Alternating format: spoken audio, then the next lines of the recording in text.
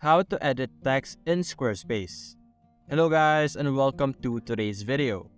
Today, I'm going to teach you how you could edit specific text on your Squarespace website.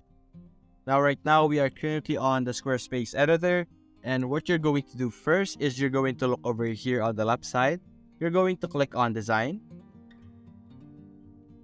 And now over here you're going to see this information over here. You're going to click on site styles. And you're going to press on this icon over here, which is site styles once again. And you would be able to edit specific sections of your website. As you can see here, we could edit this text over here and you could change it to any information that you would like to have. Just like that. You can also edit your header over here. You can change the text and all of this information.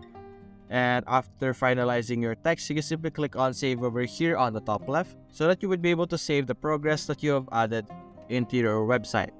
And that's it guys. Hope you enjoyed the video. Thanks for watching.